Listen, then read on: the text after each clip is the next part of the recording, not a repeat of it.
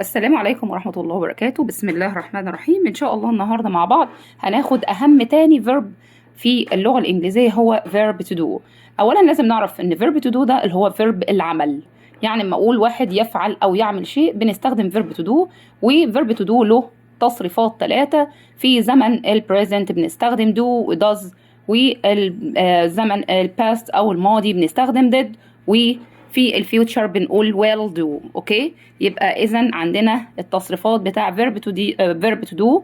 do does في زمن ال present او المضارع، و does في برضو do does في المضارع، و did في ال past او زمن الماضي، will do في الفيوتشر اللي هو الثلاث ازمنه بتوعي، وتصريف do هو did، والتصريف الثالث طبعا done.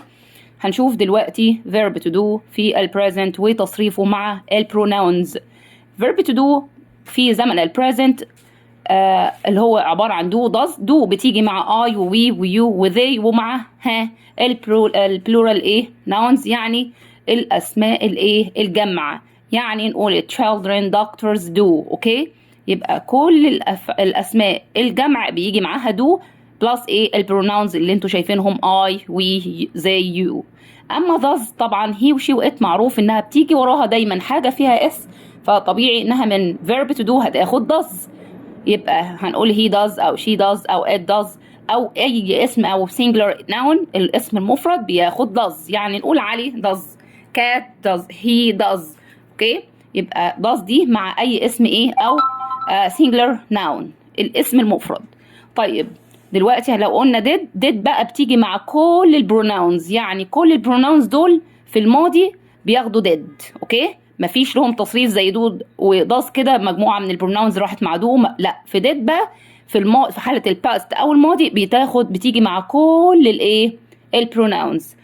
وكمان فين في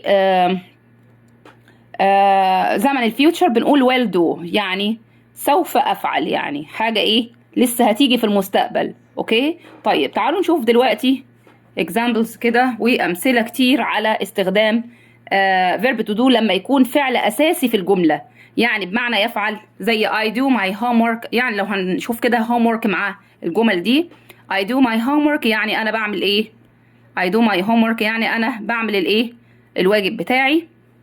لو هقول هي بتعمل الواجب بتاعها هقول she does her homework، يعني هي بتعمل ايه الواجب بتاعها. طب لو انا عايزه اقول انا عملت الواجب بتاعي، I did my homework، انا عملت الواجب بتاعي، ممكن اقول yesterday. تمام، I will do my homework، انا سوف اعمل ايه الواجب بتاعي. هنا طبعا do زي ما انتم شايفين فعل اساسي بمعنى هيعمل او عمل شيء او بيعمل شيء. اوكي، يبقى هنا فعل اساسي في الجمله مش helping verb. طيب احيانا بنستخدم بقى do و does دول ك helping verb لما بنبدأ بيهم الجمل. تمام، بتبقى الجملة دي جملة استفهامية وبتبقى بمعنى هل، يعني لو بدأنا الجملة بتاعتنا بدو أو does أو did بتبقى بمعنى هل، والسؤال والإجابة عليها بتبقى yes أو no. يعني لو قلنا do you speak English مثلا، هل تتحدث الإنجليزية، هنقول yes I do أو no I don't. نفي I do هي النفي بتاعها I don't.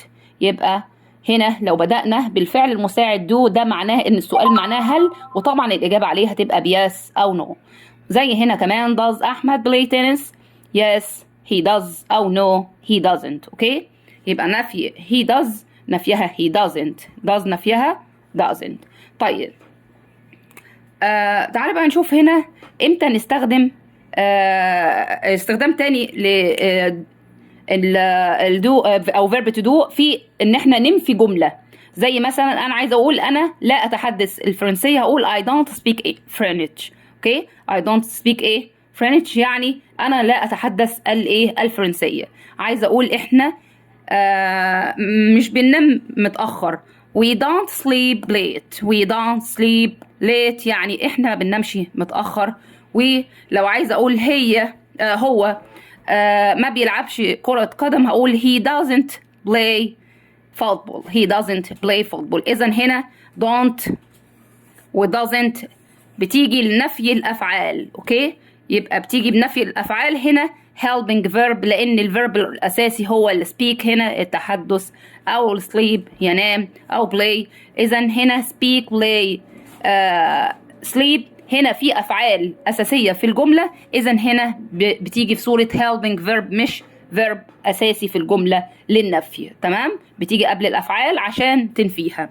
I don't speak French. We don't sleep late. He doesn't play football.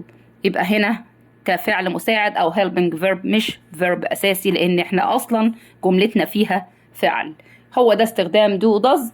وأتمنى إن شاء الله يكون الفيديو عجبكم، وما تنسوش تتابعوني على قناتي على اليوتيوب التأسيس مع مس مروة، هتبسطها لك، وده نفس اسم قناتي على التيك توك. وأقول لكم السلام عليكم ورحمة الله وبركاته.